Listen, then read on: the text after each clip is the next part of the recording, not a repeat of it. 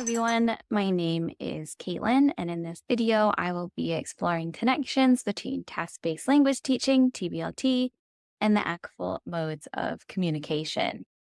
I am a doctoral student studying applied linguistics at Georgetown University.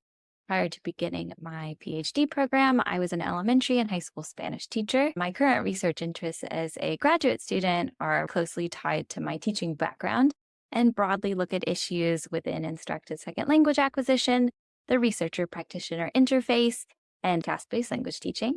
I also work as a research assistant at the Assessment and Evaluation Language Resource Center. At the time I'm making this video, the sphere of world language education is really marked by eclecticism. There's so many methodologies circulating, different resources and strategies that teachers have access to in conferences, workshops, online, and virtual professional development opportunities. A big question becomes what can be taken, adapted, and combined, and what perhaps is more incompatible.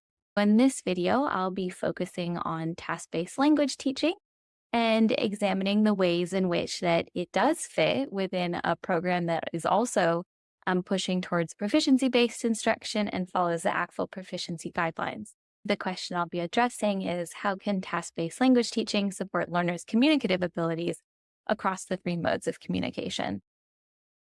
So to first ground this video in proficiency-based world language programs, these are programs where instruction is geared at supporting students as they develop their proficiency up from the very beginning levels through the much more advanced levels, with proficiency describing an individual's ability to use language in all types of situations with regard to topics that may or may not be familiar and in contexts that may or may not have been encountered previously. And this is, of course, coming from ACTFL's proficiency guidelines, with the newest guidelines released recently in winter of 2024. And you can see here represented in the pyramid the 5 distinct levels that ACTFL has identified on that continuum of proficiency. And proficiency, as we know, can be expressed in speaking, listening, reading, and writing, as well as across the 3 modes of communication: interpretive, interpersonal, and presentational. So now to zoom in on each of those modes of communication. As defined by ACTFL, the interpretive mode is marked by one-way communication in which a listener or a reader has no way to interact with the speaker, writer, or producer. For example, listening to a podcast would involve the interpretive mode of communication. Listening to this video also involves the interpretive mode of communication. In comparison, the interpersonal mode is describing two-way or multi-way communication in which participants can and do interact to accomplish their communicative goal. This might be a group of friends who are all using a text messaging program to decide where they want to eat for dinner and when they're going to go. The presentational mode describes one-way communication in which a speaker or writer has no way to check for comprehension on the part of the listeners or the readers. Right now, I am engaging in presentational communication because I have made this video and delivering it to you, but without the ability to check your comprehension or understanding. Moving on to task-based language teaching.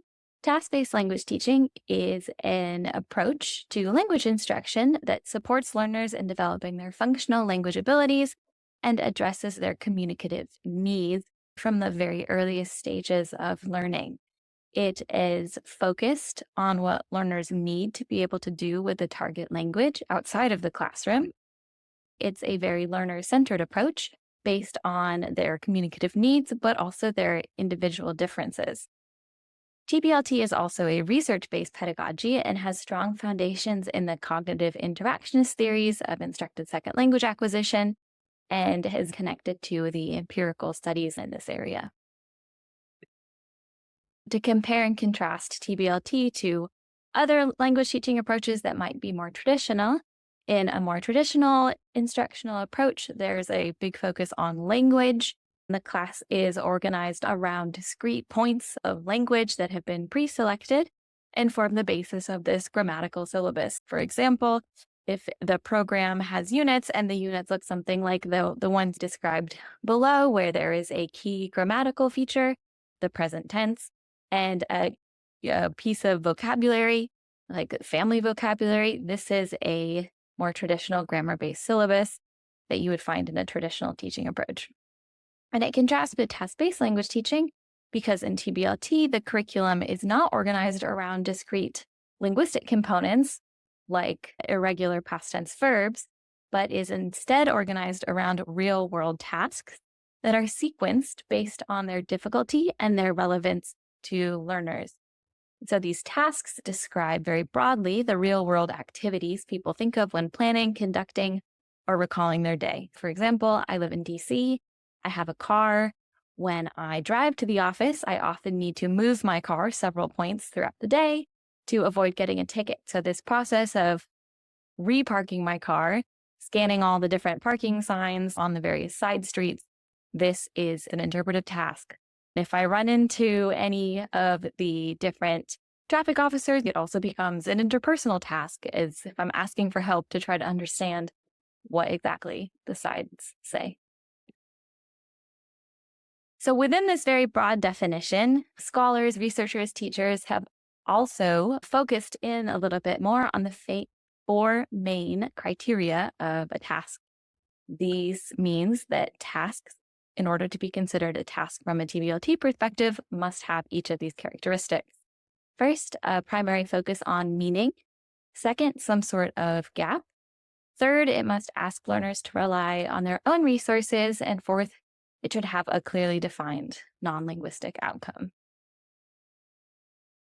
So now turning to these modes of communication, these modes of communication for me have really functioned as a helpful lens for honing in on the communicative demands that a task is making of my learners.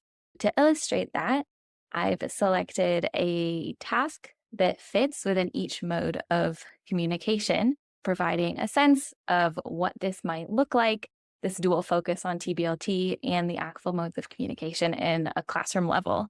I've also tried to pick tasks that could be used in different grade levels, at different proficiency levels, to give a sense of the variability of TBLT, and that it can be implemented in any classroom of any age and proficiency level.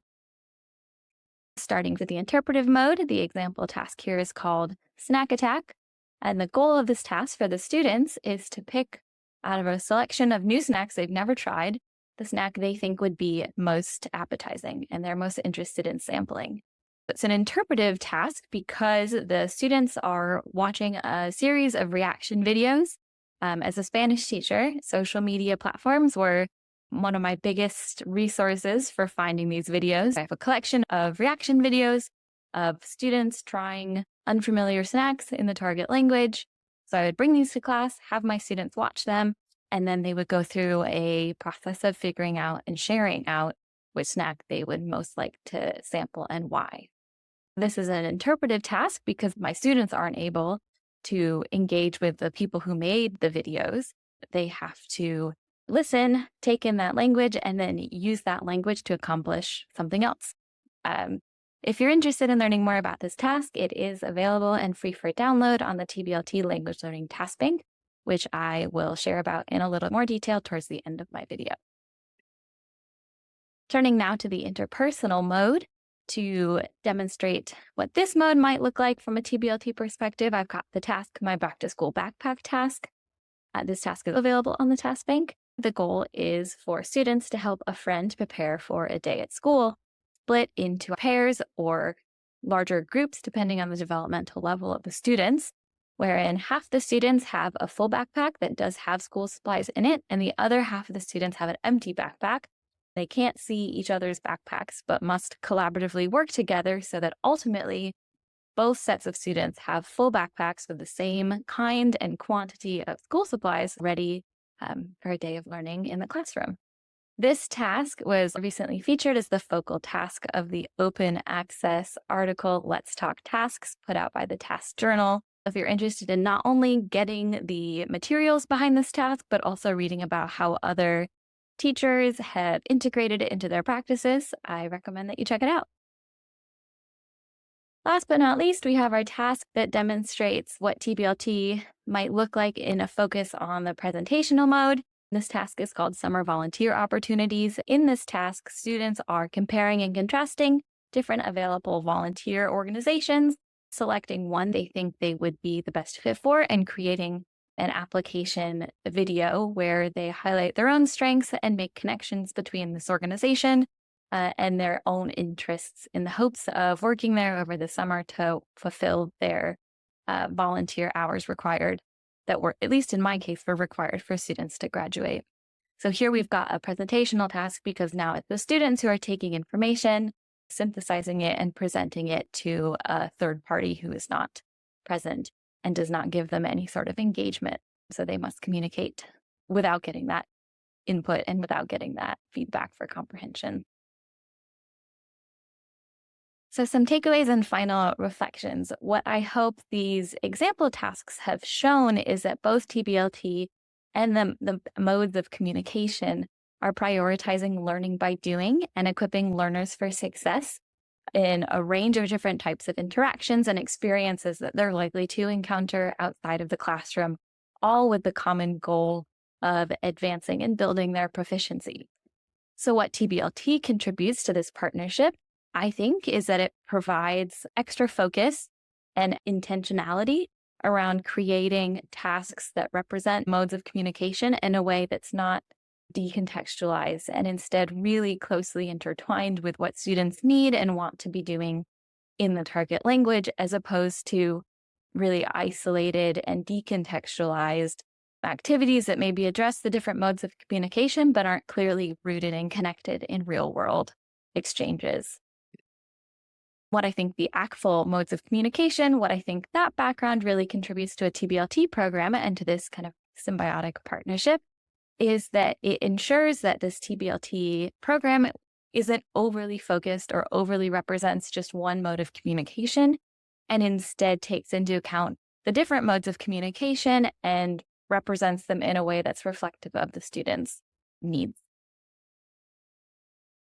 If these are ideas and topics that you're interested in continuing to consider, but you've only got time for one thing, I recommend this episode from the podcast We Teach Languages. Episode 151 with Dr. Julio Torres takes a deeper dive into TBLT in a classroom context, focusing specifically on heritage language learners and their experiences in a TBLT learning environment. If you've got time for a little bit more and are specifically interested in where one might find tasks to use and adapt, or if you've got tasks where you might get feedback on them and share them more widely, check out the TBLT Language Learning Task Bank at tblt.indiana.edu. The Task Bank also has a presence on Facebook and Instagram and often host free workshops and other ways to connect with the TBLT community. I recommend giving them a follow. Finally, if you're looking for more sustained learning opportunities around these areas, I have 2 book recommendations. First, the Integrated Performance Assessment, 20 Years and Counting, to learn more about the modes of communication and how they can be assessed. And if you're interested in task-based language teaching and connections between research about language learning and actual in-action language learning in classrooms, check out this book, The Art and Science of Language Teaching.